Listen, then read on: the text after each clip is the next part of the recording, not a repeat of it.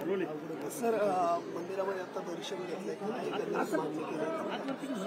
असं आहे की माऊलीच्या चरणी मागणी करावीच लागत नाही। या ठिकाणी येऊन केवळ डोकं टेकवल्यामुळे आपल्याला आत्मिक आनंद देखील मिळतो आणि आपल्या सर्व भावनांचं समाधान देखील होतं।